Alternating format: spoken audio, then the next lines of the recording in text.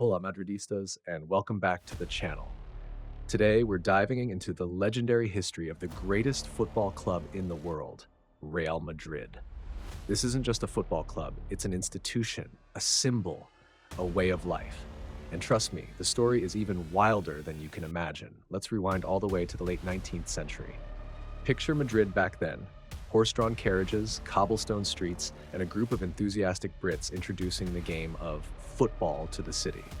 Um, it all began with a group of students and academics who formed a club called Football Club Sky in 1897. That was the very beginning, the first spark. Fast forward to 1902, and we have the official birth of Madrid Football Club. Can you believe it? Over 120 years of history. The club was officially founded and they began competing in local tournaments. Early games were played on dusty fields, nothing like the majestic Santiago Bernabeu we know today. Imagine that. No floodlights, no lush green pitch, just pure passion for the beautiful game. Back then, the kit was a lot different from the iconic all-white we associate with Real Madrid today. They wore white shirts with dark blue shorts and socks. It wasn't until later that the all-white uniform became the club's trademark, inspired by the legendary Corinthian FC from England, who were known for their fair play and sportsmanship. Pretty cool, right? And here's the kicker. In 1920, King Alfonso XIII granted the club the title Real, meaning royal in Spanish. This was a massive honor. From that moment on, we officially became Real Madrid. The crown was added to the club's crest, marking the club's royal status. It was a defining moment in the club's history, instantly elevating it to another level. And that royal title, it's one the club has carried proudly ever since. Of course, with any great club, there are great rivalries. And Real Madrid's rivalries are some of the fiercest in football. We're talking about El Clasico against Barcelona and the Madrid Derby against Atletico Madrid. These rivalries were already brewing in the early days. The matches were intense, full of passion, and laid the foundation for some of the most exciting fixtures in world football. Can you imagine the atmosphere at those early games? I wish we had a time machine. Specifically, the rivalry with Barcelona. Wow, what a story. It wasn't just about football, it was also about regionalism, politics, and cultural differences. It created an electric atmosphere every time these two teams met. Even back then, it was more than just a game, it was a clash of titans. Then the 1930s brought a period of great upheaval, not just for Spain, but for Real Madrid as well. The political landscape was incredibly turbulent, and the Spanish Civil War broke out in 1936. This devastating conflict had a profound impact on the entire country, and football was no exception.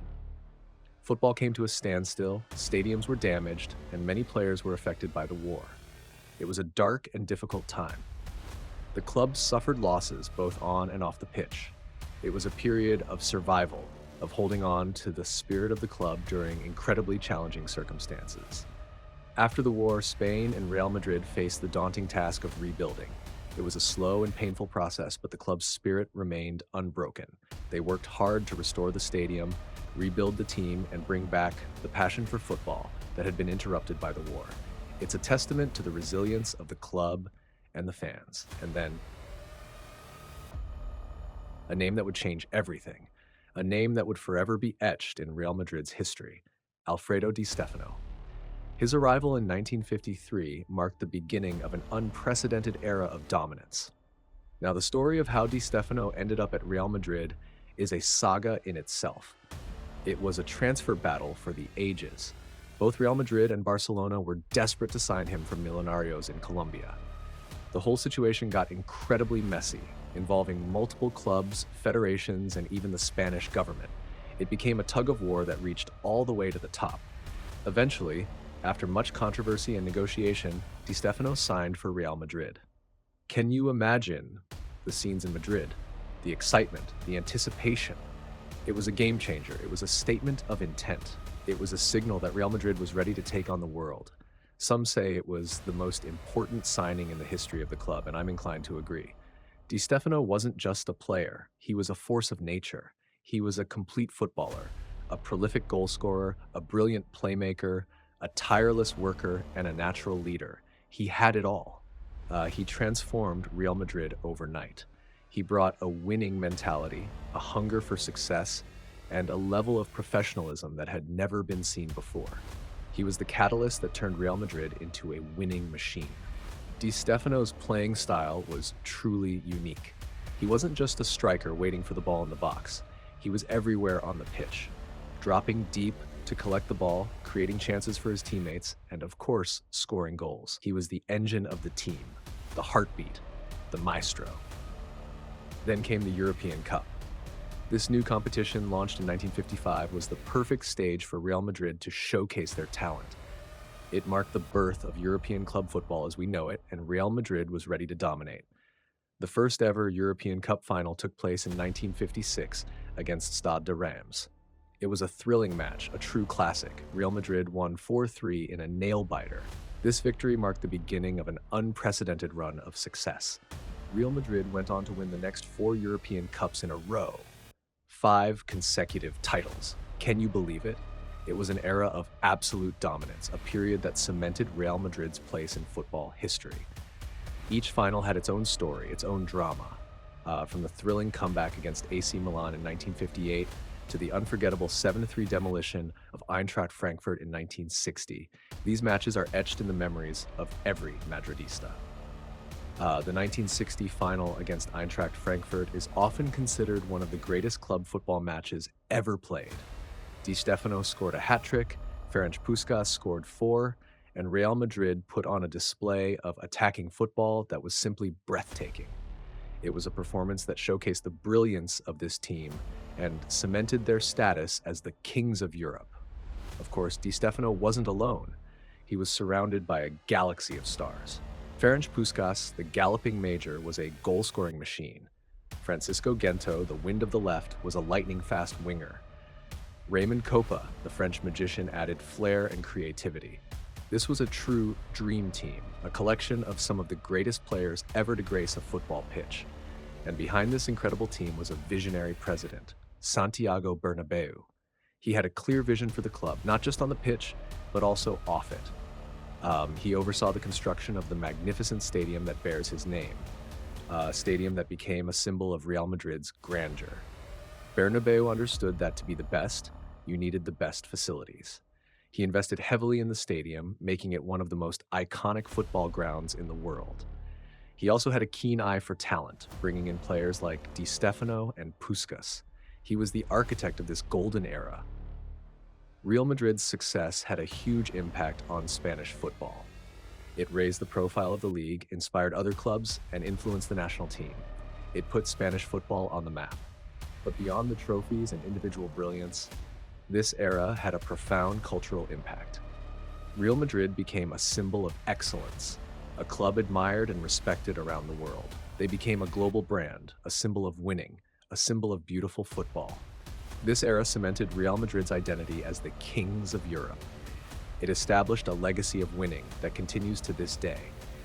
It set the standard for future generations of players and fans. The late 1960s marked the end of an era.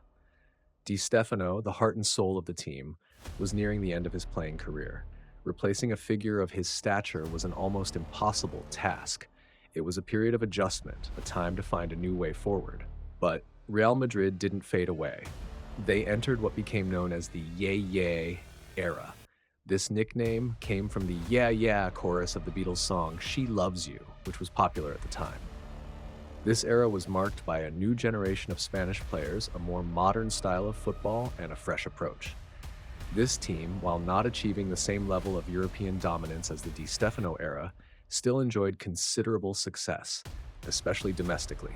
They won several La Liga titles and also tasted European glory by winning the European Cup Winners' Cup in 1966. This victory showed that Real Madrid could adapt and continue to win even after the departure of their biggest star. Players like Amancio Amaro, Piri, and Grosso became the new heroes of the Bernabeu. They brought a different kind of flair and energy to the team. It was a period of transition, but it was also a period of renewal. However, the 1970s and 1980s presented new challenges. While Real Madrid continued to be a dominant force in La Liga, European success proved elusive. This period saw many managerial changes, a search for a new identity, and even some financial difficulties. It was a time of rebuilding, of laying the foundations for future success. This period wasn't without its moments of glory. They won domestic titles and reached European finals, but the consistency of the Di Stéfano era was missing.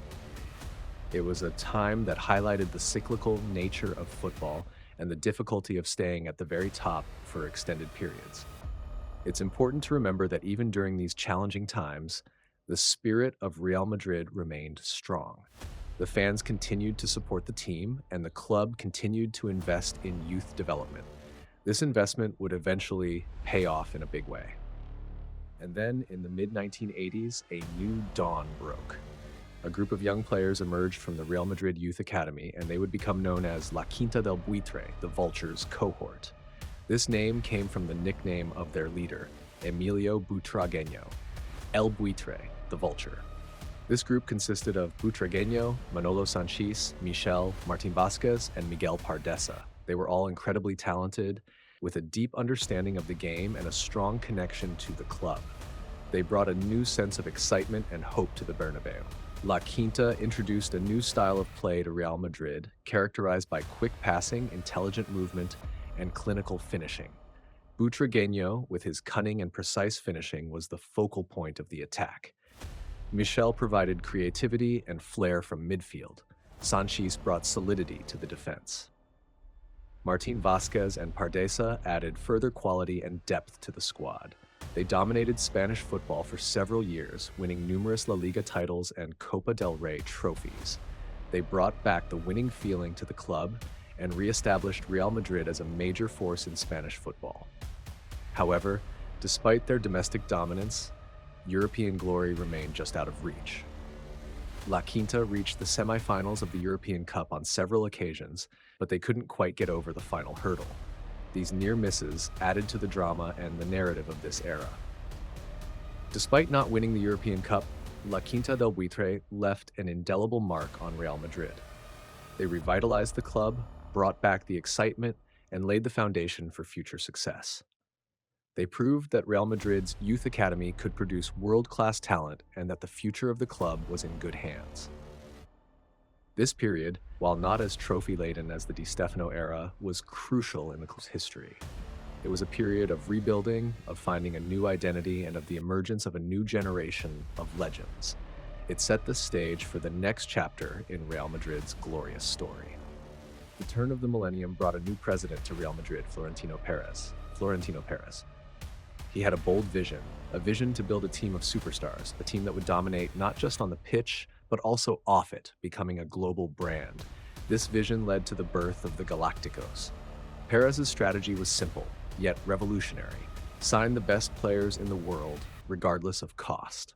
He believed that these superstars would not only bring trophies, but also generate enormous revenue through shirt sales, sponsorships, and increased global interest in the club.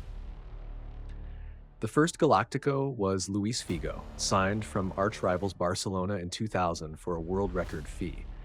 This transfer sent shockwaves through the football world. It was a statement of intent, a declaration that Real Madrid was back in the business of signing the biggest names. The atmosphere surrounding this transfer was electric, to say the least. The rivalry between Real Madrid and Barcelona reached fever pitch. Then came Zinedine Zidane in 2001, another world record signing. His arrival brought elegance, grace, and unparalleled midfield mastery to Real Madrid. Remember that volley in the 2002 Champions League final? Simply iconic, one of the most beautiful goals ever scored in a Champions League final. It sealed Real Madrid's 9th European Cup, La Novena, and cemented Zidane's place in Real Madrid folklore. Next up was Ronaldo Nazario in 2002, O Fenomeno, one of the most naturally gifted strikers of all time. His pace, power, and finishing ability were simply breathtaking. He added another dimension to Real Madrid's attack. In 2003, David Beckham arrived, bringing not only his footballing talent, but also his massive global appeal. Beckham was a marketing phenomenon, and his signing took Real Madrid's brand to new heights. The club became a global icon, recognized and admired around the world. This first Galacticos era was a spectacle. The team played some breathtaking football, full of attacking flair and individual brilliance. They won La Liga titles and the Champions League, but they also faced criticism for their perceived lack of defensive solidity and team cohesion at times. It was a fascinating period, full of excitement and drama. Let's talk about those Champions League triumphs. The victory in 2000 against Valencia was a momentous occasion, marking Real Madrid's return to the top of European football. And then the 2002 final against Bayer Leverkusen with Zidane's unforgettable volley sealed La Novena. These victories were the culmination of Perez's vision and the talent of the Galacticos. The Galacticos era had a profound impact on football as a whole. It changed the way clubs approached marketing, branding, and player transfers. It ushered in a new era of commercialization and globalization in football. Real Madrid became a pioneer in this new landscape. After a period of relative quiet, Perez returned to the presidency in 2009 and launched the second Galacticos era. This time, he brought in Kaká, Cristiano Ronaldo, Karim Benzema, and other stars. The signing of Cristiano Ronaldo was another game changer. He became the face of Real Madrid for the next decade, scoring goals at an incredible rate and leading the team to numerous trophies. He became a legend in his own right, and his rivalry with Lionel Messi at Barcelona defined an era of football. This second Galacticos era brought more success, including further Champions League titles and domestic dominance. The team continued to play attractive football, and the Bernabeu remained a stage for some of the greatest players in the world. The long-awaited La Decima, the 10th Champions League title, finally arrived in 2014, under the management of Carlo Ancelotti. This victory was a huge moment for the club and its fans, ending a long wait for European glory. And then, under Zidane's management, they won 3 consecutive Champions League titles from 2016 to 2018, an achievement that is almost unprecedented in modern football. Managing a team of Galacticos is never easy. There are always challenges related to egos, playing time, and maintaining team harmony. But Perez's vision and the quality of the players ultimately led to a period of sustained success. In 2018, Real Madrid faced a significant turning point, the departure of Cristiano Ronaldo. After 9 seasons of incredible goal-scoring feats and countless trophies, Ronaldo left for Juventus. His departure left a void, not just in terms of goals, but also in terms of leadership and presence. It was a shock to the system. How do you replace a player who scored over 450 goals for your club? It was always going to be a massive challenge, and the immediate aftermath proved difficult. The team struggled to find consistency and faced some unexpected defeats. It was clear that a new era was beginning. The club tried various solutions to fill the void left by Ronaldo. They experimented with different formations and relied on other players to step up. It was a period of transition and adjustment, and it highlighted just how important Ronaldo had been to the team's success. Then, in March 2019, a familiar face returned to the Bernabeu: Zinedine Zidane. After resigning in 2018 following the 3rd consecutive Champions League triumph, Zidane came back to steady the ship. His return brought a sense of calm and stability to the club. In his second stint, Zidane guided Real Madrid to another La Liga title in the 2019-20 season, demonstrating his ability to manage a team through challenging times. He relied on a mix of experienced players and emerging talents, and he managed to restore a winning mentality to the squad. However, Zidane's second stint also faced its challenges. The team struggled with injuries and inconsistent performances at times. The pressure to maintain the high standards of Real Madrid was always present. Eventually, Zidane decided to step down again at the end of the 2020-21 season.